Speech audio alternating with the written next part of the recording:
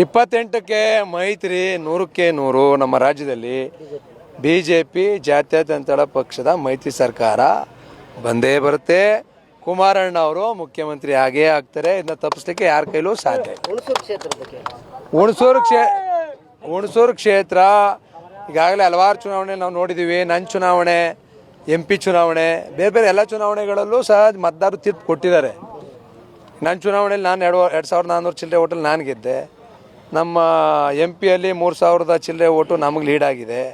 ಆದ್ದರಿಂದ ಮುಂದಿನ ಎಲ್ಲ ಸಹಕಾರಿ ಸಂಘಗಳ ಚುನಾವಣೆಗಳು, ಬೇರೆ ಬೇರೆ ಎಲ್ಲ ಚುನಾವಣೆಯಲ್ಲಿ ನಮ್ಮ ಹುಣಸೂರು ತಾಲೂಕಿನ ಮತದಾರರು ಈಗಾಗಲೇ ತಮ್ಮ ತೀರ್ಪನ್ನು ಕೊಟ್ಟಿದ್ದಾರೆ.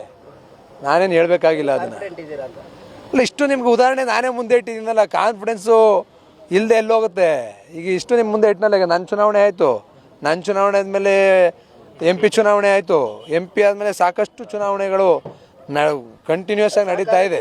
ಸಹಕಾರಿ ಸಂಘದ ಚುನಾವಣೆಗಳು 2028ಕ್ಕೆ ದಿಕ್ಸೂಚಿ ಆಗುತ್ತೆ ಅಂತ ನಾನೇನು ಹೇಳಲ್ಲ.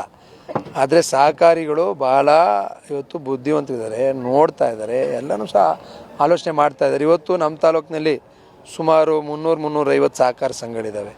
ಅವ್ರ ಶೇರ್ದಾರರೇ ಹೆಚ್ಚು ಕಡಿಮೆ ಒಂದು 35-40 ಸಾವಿರ ಜನ ಶೇರ್ದಾರಿದ್ದಾರೆ. ಇವತ್ತು ಸಹಕಾರಿಗಳ ಚುನಾವಣೆಗಳು ಯಾವ ರೀತಿ ಆ ಶೇರ್ದಾರರುಗಳು ಮನಸ್ಥಿತಿ ಏನಿರುತ್ತೆ ಅದು ಮತದಾರ ಮನಸ್ಥಿತಿ ಅಲ್ವೇನೋ. ನಮ್ಮ ಶೇರ್ದಾರರು 35-40 ಸಾವಿರ ಜನ ಶೇರ್ದಾರಿದ್ದಾರೆ ಸಹಕಾರ ಸಂಘಗಳಲ್ಲಿ. ಹುಣಸೂರು ತಾಲೂಕು ಒಂದರಲ್ಲೇ ಅವ್ರು ಕೊಟ್ಟಿರ್ತಕ್ಕಂಥ ತೀರ್ಪು ತಾನೇ ಇದು.